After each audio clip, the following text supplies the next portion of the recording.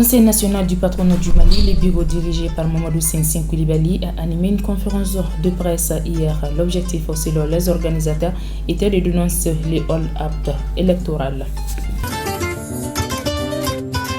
Grève du personnel de l'hôpital Gabriel Touré le 20, 21, 22 octobre. Nous y reviendrons plus en détail au cours de cette édition avec Jimmy Kanté, porte-parole des syndicats du CHI Gabriel Touré. Faudra-t-il dissoudre l'AIM après les violences perpétrées en milieu scolaire et universitaire? Vous aurez le point de vue de Mandjouk Domingo, ancien secrétaire général du comité AIM de l'INSUP, dans ce journal. C'était là pour vous les sommaires de cette édition. Merci de nous accueillir chez vous et bienvenue dans ce journal d'information de la Liberté Télévision. Je vous disais un titre: pour la première fois de son existence, le Conseil national du patronat du Mali traverse une crise post-électorale due au renouvellement de ses instances dirigeantes tous les 5 ans. Divisé sur la question de la présidence du patronat, le camp de Mamadou Sensing Koulibaly a animé une conférence de presse ce jeudi pour dénoncer, selon eux, l'injustice qu'ils sont en train de subir de la part de M. Amadou Djadji Sankaré et son clan qui occupe le CNPM. 40 ans après sa création, c'est la première fois que le Conseil national du patronat du Mali rencontre des problèmes dans la mise en place dans le renouvellement de ses instances dirigeantes tous les 5 ans. Si dans les années précédentes, les élections du Conseil national du patronat du Mali passent inaperçues, cette année, tel n'est pas le cas. Les personnes impliquées ne peuvent pas dire qu'ils ne savaient pas qu'il y avait ce problème. N'ayant pas trouvé de solution, alors que les élections étaient le 26, on ne pouvait pas aller en élection. Où sont les deux listes, la liste? Parce qu'il faudrait que je montre à tout le monde ce qui s'est réellement passé. On est en train de torpiller l'opinion en disant que la liste de Sisi a reporté les élections parce qu'elle savait qu'elle allait perdre. Ce n'est pas le cas. C'était impossible de faire les élections le 26. Je vais vous le démontrer. Voici la liste de M. Amadou Djadji Sankaré. Je vais dire la première liste, je vais vous expliquer après. La liste qu'il a déposée régulièrement selon les procédures des statuts du CNPM. Et les croix sont les personnes qui se sont désistées de sa liste. En envoyant des correspondances, nous avons des copies. Pour dire, M. Sankaré, nous avons choisi la liste de M. Koulibaly, il faut nous envoyer de sa liste. Voici les croix. C'est la liste qui a été déposée. Alors qu'une liste du patronat ne passe pas sans les 20 membres. Du tout. Vous voyez quel problème a surgi lors du dépôt des listes. Et quand on nous dit qu'on a refusé d'organiser les élections parce qu'on ne voulait pas perdre, c'est pas ça. On voulait une élection transparente et crédible. Attendre quelques jours, moi je pense que si vous êtes sûr de gagner, ça ne coûte rien. Dans la vie de quelqu'un qui a, dans la vie, quand on a une longue vie, attendre ne serait-ce que quelques jours, ça ne coûte absolument rien. Ça, c'est le premier cas de figure. Les listes n'étaient pas conformes aux procédures du CNPM. De part et d'autre, je ne dis pas la seule liste de M. Sankaré, c'est les deux listes. Et ça n'a pas été corrigé avant les élections. Face à cette situation insolite, parce qu'il faut retenir que le patronat n'a jamais eu deux listes de toute son existence, depuis 40 ans. Donc ça, c'était une première situation à laquelle le secrétaire général était confronté. Donc il a dit, il ne peut pas organiser des élections. Si vous organisez un match de foot, vous avez les mêmes joueurs de part et d'autre. Comment est-ce que vous allez jouer? On ne peut pas jouer. C'est clair. Il ne peut pas organiser des élections avec une liste qui comporte les mêmes noms de part et d'autre. Donc, lui, il est dans l'impossibilité d'organiser les élections. Et le président, dans les statuts, je vous réfère aux statuts et règlements intérieurs qu'il y a sur le site du CNPM. Le président est la personne habilitée à convoquer l'Assemblée générale, ou les 2/3 des membres du bureau. Si le président a cette prérogative, moi je pense que c'est la personne la mieux habilitée pour reporter cette même Assemblée générale. On n'a pas besoin d'être diplômé de Harvard pour savoir cela.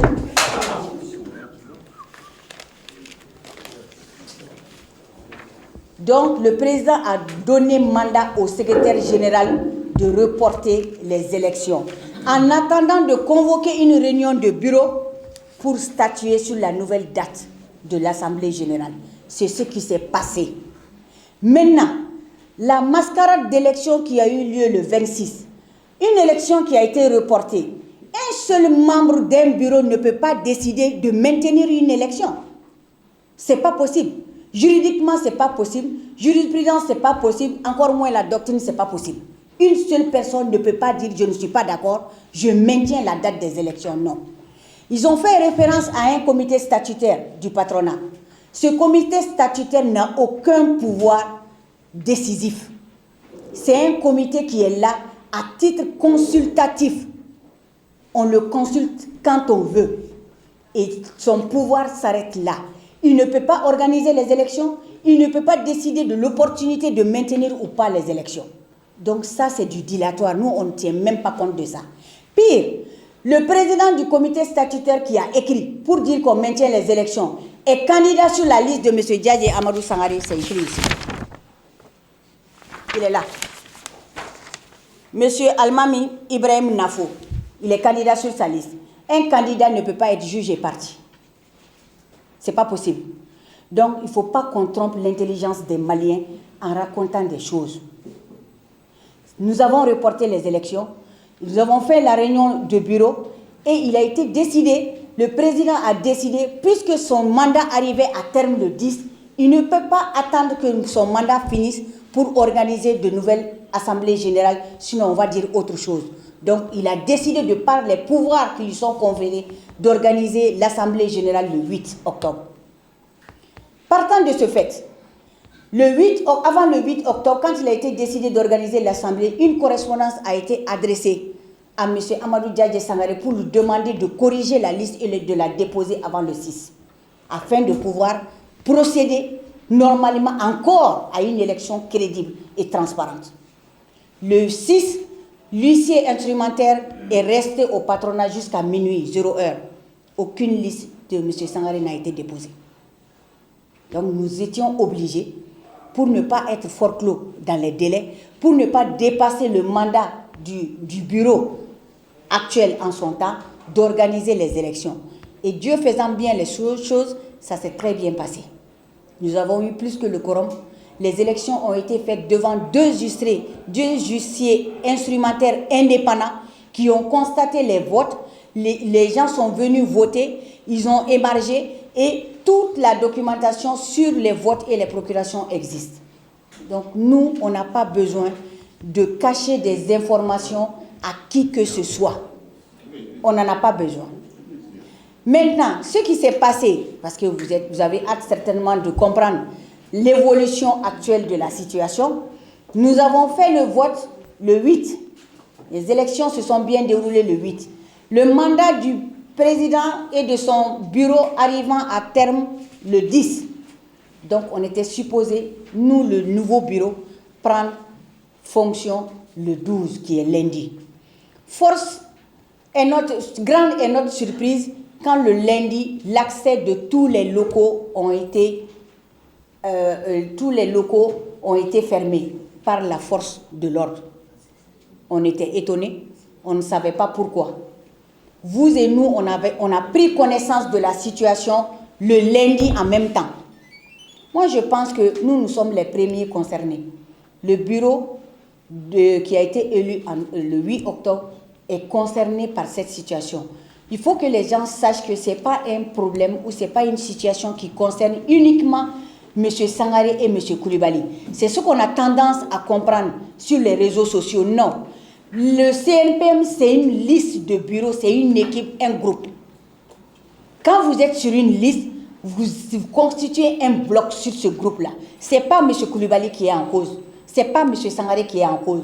C'est un conflit sur deux listes. Donc lundi, nous avons assisté à cette situation de fait, à ce coup de force, médiatique en plus, pour dire qu'ils ont pris fonction, ils ont occupé les locaux du CNPM, soit. Parce que le jour où on a le pouvoir, on peut le montrer à qui on le veut. Mais c'est Dieu seul qui a le pouvoir. On a investigué, on a cherché à comprendre pourquoi. Et après, je vais laisser à mes avocats répondre à cette question. Mais nous, en tout cas, on a compris sur les réseaux sociaux en même temps que vous qu'il y a une décision de justice à laquelle on n'a pas pris connaissance. Jusqu'au jour où je vous parle, on ne nous a notifié aucune décision de justice. Nous, on ne connaît pas. Qu'on nous dise ou qu'on nous montre la décision de justice qu'ils ont. Vous avez vu le communiqué sur les réseaux sociaux que suite à une décision de justice, ils ont pris fonction. Mais nous, qui sommes l'autre partie prenante à l'affaire, on n'a pas eu de décision de justice. On n'a eu aucune notification. On n'a pas besoin d'être juriste pour savoir que, quelle que soit la décision, on doit la notifier à l'autre partie. Pour lui permettre non seulement de se défendre, mais d'amener les moyens de droit pour clarifier la situation auprès du juge. Alors c'est une décision unilatérale. Nous, on ne sait pas, on n'a pas eu connaissance, on ne nous a rien notifié. Ce sur quoi je voudrais insister encore, c'est la question de liste. Pour vous dire et démontrer à l'opinion publique internationale et internationale que nous avons raison, la liste qui a été communiquée lundi par M. Amadou Djadje Sangaré n'est pas du tout la même que la liste qui est là. Voici la liste. On va mettre ça à votre disposition. Alors que les statuts sont clairs, on ne peut être membre d'un bureau du CNPM si votre liste n'a pas été préalablement déposée et approuvée. Selon Boubacar H. Diallo, président de l'OPECOM, le siège du patronat est illégalement occupé par les camps de M. Amadou Djadje Sangaré. Auparavant, un opérateur économique mobilise les forces de l'ordre, l'armée, la gendarmerie et la police pour aller occuper des locaux qui n'étaient pas du tout menacés, pendant que des fils d'autrui sont en train de mourir sur notre terrain. Et les locaux que les forces de l'ordre sont en train d'occuper aujourd'hui de façon illicite, ce sont nos cotisations qui ont permis de réaliser ça. Cela veut dire que si chacun d'entre nous grignote une partie de cet immeuble, il va s'effondrer. Voilà, donc je reviens maintenant sur la question des listes, parce que nous ne parlons pas beaucoup. Nous ne parlons pas beaucoup, mais je m'en vais vous expliquer, nous sommes dans la simplicité et nous sommes dans une situation telle que nous sommes sûrs et certains que notre justice n'est pas instrumentalisée comme les gens le pensent. Nous pensons que, et nous sommes persuadés que la justice va triompher. Vous savez, tellement que nos adversaires connaissent bien la gravité des actes qu'ils ont posés, ils ont commis des avocats pour continuer encore à faire le show. Il y a Maître Tapo qui est un de leurs avocats. Il y a le bâtonnier de l'ordre des avocats du Mali. Mais nous restons avec des avocats qui sont assez procéduriers. On n'a pas besoin encore de continuer à instrumentaliser cette élection qui n'a pas besoin de ça.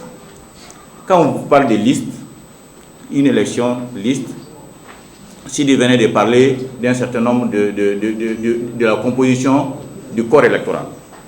Le corps électoral, c'est 155 délégués à travers le Mali répartis entre 39 groupements patronaux. L'ancien siège du patronat à Kinzamougou, là-bas, il y a 15 groupements patronaux sur 39.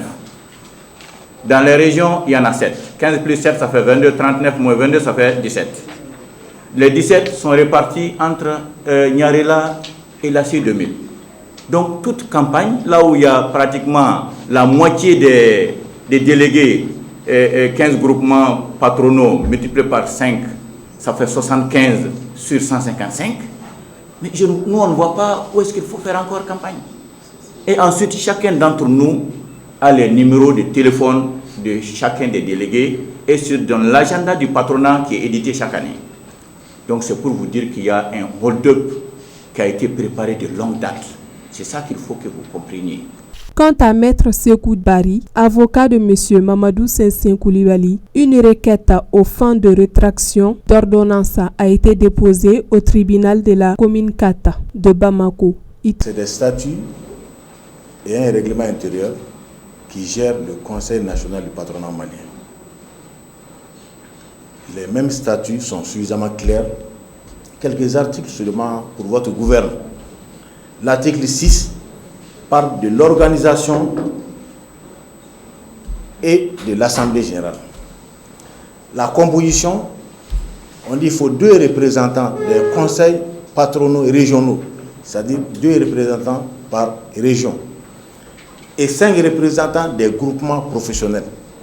C'est aussi simple que ça.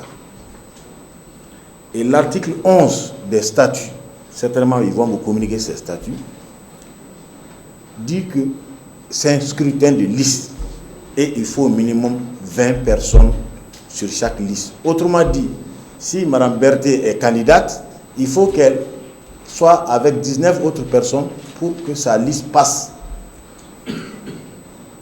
C'est inédit.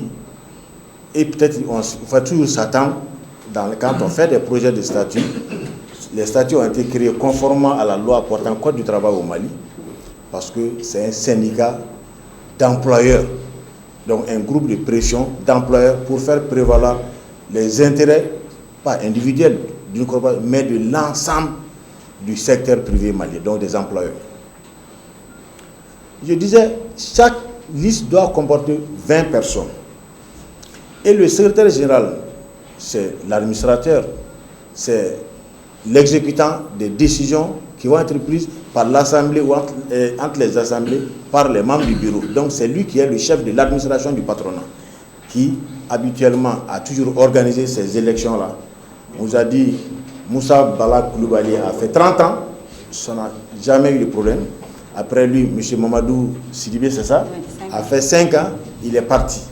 Alors on va se dire, mais pourquoi vous avez fait 5 ans, vous n'êtes pas parti? Est-ce que ce n'est pas Maurice Sissi Koulibaly le problème? Quand vous voyez les statuts à l'article 11, le problème est venu à cause des doublons. Vous allez trouver les mêmes personnes, certaines personnes qui sont sur la liste de M. Djadjedi Amadou Sangaré, et les mêmes personnes se retrouvent sur la liste de Mamadou Sissi Koulibaly. Alors comment faire les élections pendant que votre liste n'est pas au complet? Ou pendant que votre liste comporte des doublons? Le secrétaire général, je vous ai dit que c'est le chef de l'administration, il a joué sa partition en écrivant à la liste Koulibaly et à la liste Sangaré pour attirer leur attention. Ça, c'est son rôle. Je suis l'organisateur, mais j'attire votre attention qu'il y a cette situation qui est là. Et tant que cette situation n'est pas réglée, manifestement, on ne peut pas faire d'élection. Rappelons que le 26 septembre 2020, les patrons favorables à Djadjedi Amadou Sangaré ont organisé devant le patronat une élection qui avait été reportée par le secrétaire général du CNPM. La conférence de presse a pris fin par des questions-réponses des journalistes.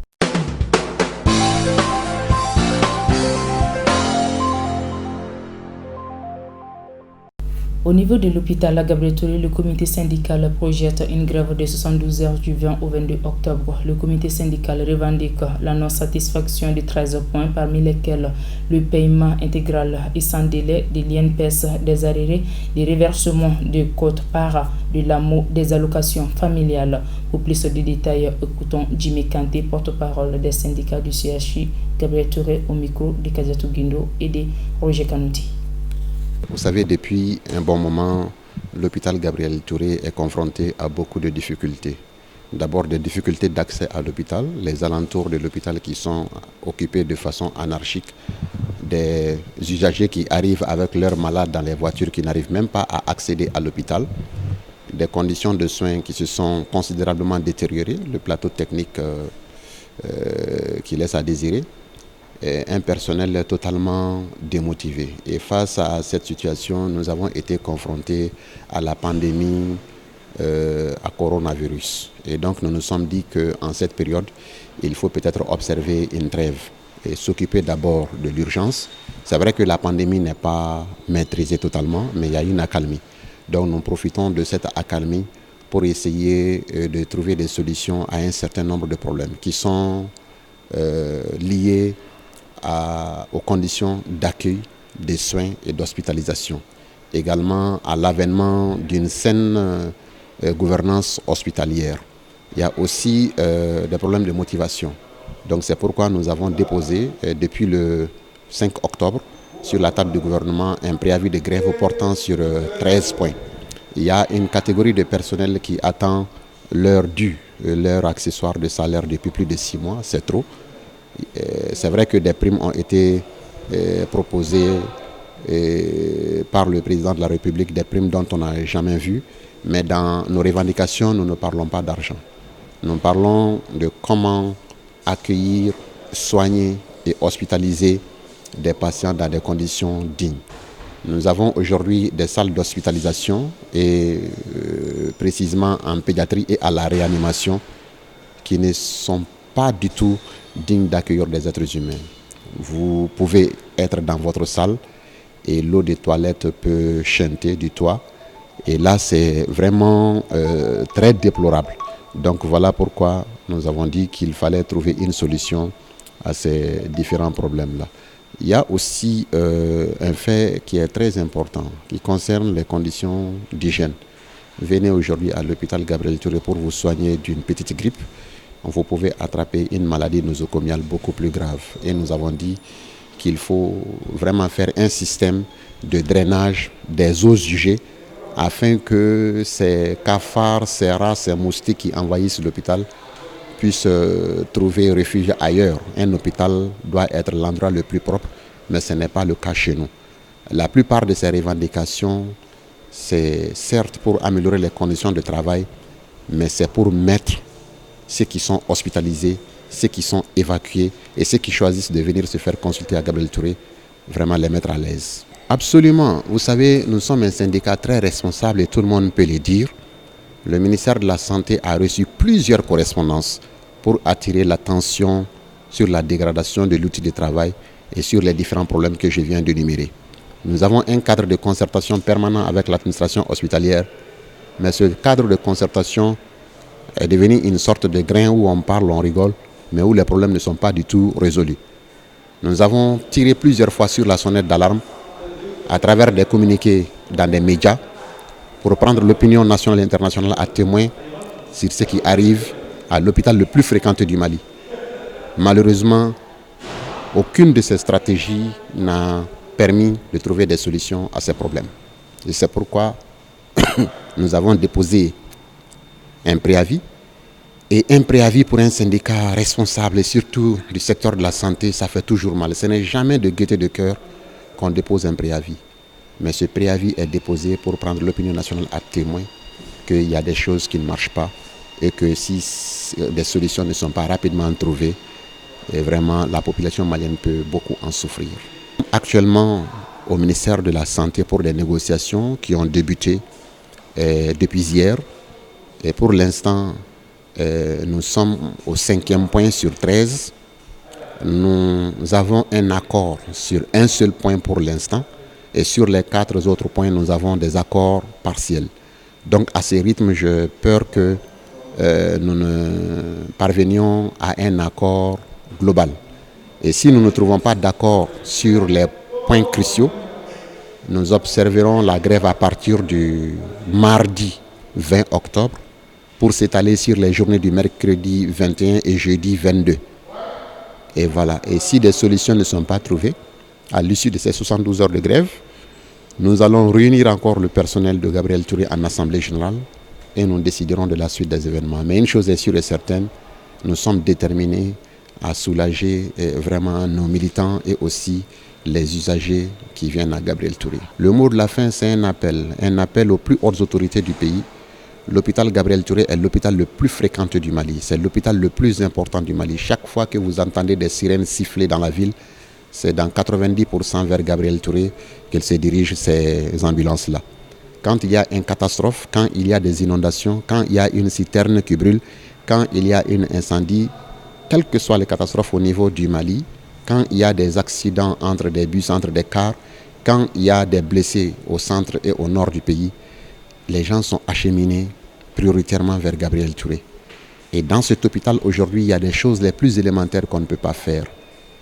Et il est important qu'on pense à la santé du Malien. Le droit à la santé est un droit constitutionnel. Gabriel Touré, c'est ce qu'on peut appeler en Bamanankan un sira dans la colonie, ni tatomimi, sekintobimi. Chacun peut se retrouver à tout moment sur un lit de l'hôpital Gabriel Touré.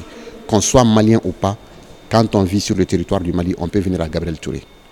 Le lit qu'on va mettre aujourd'hui à Gabriel Touré pourrait être celui qui va nous accueillir demain. Je ne le souhaite pas. Donc il est temps qu'on ait un hôpital digne de ce nom où les Maliens peuvent se soigner sans être évacués dans le Maghreb ou en Europe. L'autre appel va à l'endroit de la population. Et parmi cette population, il y a vous les journalistes. Gabriel Touré fait des miracles avec très peu de choses. Mais souvent, ce n'est pas reconnu. Et il est important qu'on comprenne qu'à Gabriel Touré, il y a un personnel hautement qualifié et que ce qui nous manque, c'est le strict minimum. Et le dernier appel va à l'endroit du personnel, qu'on comprenne que ce travail n'est pas facile et que nous ne devons aucunement prendre des décisions qui peuvent mettre en danger la vie des gens. Que nous en soyons conscients, que nous travaillons de façon responsable, professionnelle et que chaque vieille personne qui vient nous voir, que nous le considérons comme notre propre maman, comme notre propre papa, que les enfants des autres soient nos propres enfants et pour que chacun puisse être soulagé. Tout ce que nous faisons, c'est dans l'intérêt des travailleurs, certes, mais au bénéfice et au seul bénéfice du patient. L'AMP bel et bien redevenir un secteur de promotion de l'excellence et de la compétitivité au sein de nos structures éducatives, selon l'ancien secrétaire général du comité AIM de l'UNSUP. Pour lui, c'est à l'État de s'assumer pour y faire régner l'ordre et lui donner la bonne orientation. Vous vous connectez aujourd'hui, vous verrez la publication des uns et des autres. Voilà, qui veut vraiment la dissolution de l'AIM. Ok? Voilà. Et moi, je pense que c'est de créer en fait un autre problème. Dissoudre l'AIM, aujourd'hui, c'est de créer un autre problème. Parce que quand on décide de mettre fin l'existence de l'AIM dans les espaces scolaires et universitaires, c'est de mettre les universités, les facultés à la merci des vagabonds et des bandits. Aujourd'hui, lorsqu'on fait sortir les étudiants, il y a tout un tas de processus en fait. Vous ne pouvez pas vous lever et faire la grève. Non, vous faites, n'est-ce pas, un préavis de grève. Et c'est partant d'un constat. Peut-être vous avez constaté qu'il y a un de vos droits qui est confisqué. Voilà. Et ou bien un de vos droits est menacé en fait. Donc, vous allez saisir l'administration. Vous dites que vraiment nous ne sommes pas dans notre droit. Nous voulons être dans notre droit. Nous voulons que les conditions d'études changent en fait. Vous faites un préavis de grève. Vous déposez. Après, c'est la grève. Et c'est l'AIM.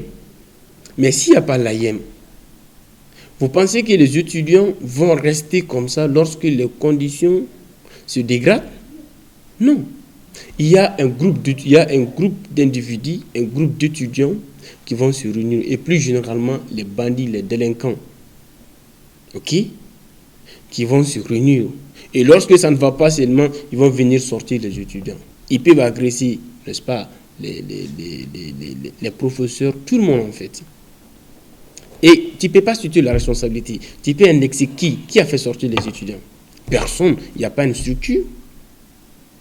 Donc, c'est pourquoi quand j'ai dit, si on dissout aujourd'hui l'AIM, c'est mettre, n'est-ce pas, les facultés à la merci des vagabonds et des délinquants en fait.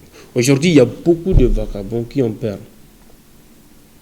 de s'aimer la zizanie, n'est-ce pas, au niveau des différentes facultés. C'est parce que tout simplement, il y a l'AIM.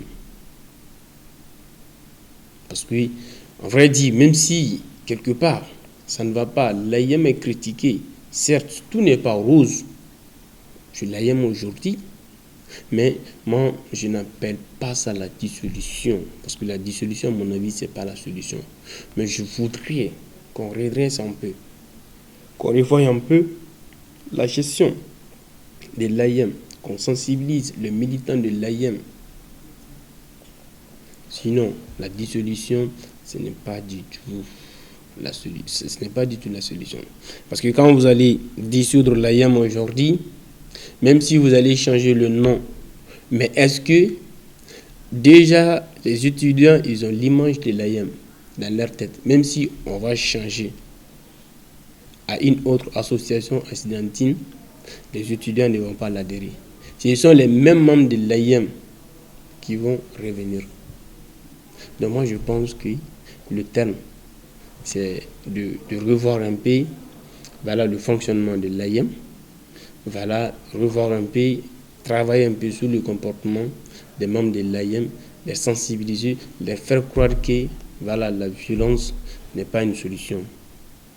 Ils peuvent avoir tout ce dont ils ont besoin par le dialogue et puis de façon amiable aussi.